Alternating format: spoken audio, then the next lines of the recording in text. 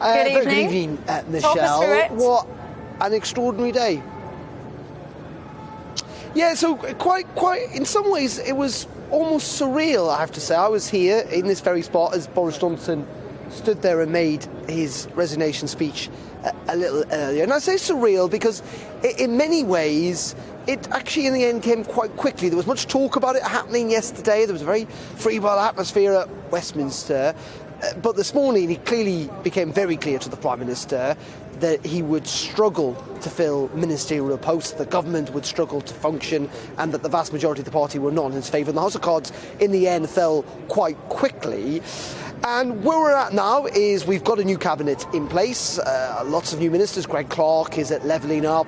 We've got James Cleverly at Education. Incredible to think that this morning, when Michelle Dolan, the very recently appointed Education Secretary, resigned, there were no ministers in the Education Department. Well, James Cleverly is there as the Secretary of State, Robert Buckland in the Welsh office. But again, it all seems a little surreal given the fact that Robert Buckland yesterday was calling for the Prime Minister to resign. Now he's in the Cabinet. It's very clear that these men and women who've taken those positions see it as an interim post. They do not expect to be there for a long period of time. And frankly, they've taken those jobs to try and find and provide some stability in the government. But in many ways, Michelle, as is always with these things, the United States, they call them lame duck presidents. We've now effectively got a caretaker Prime Minister. The power almost drains from here, and the focus too, and it's going to shift to kind of cross the road to the Houses of Parliament, where the race to see who will replace Boris Johnson in many ways is well and truly underway. There will be lots of runners and riders, it seems. Not that many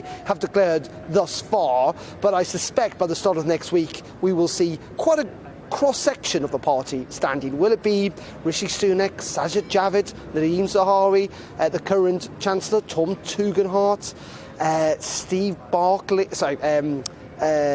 I've forgotten his name, Steve Baker, there we go.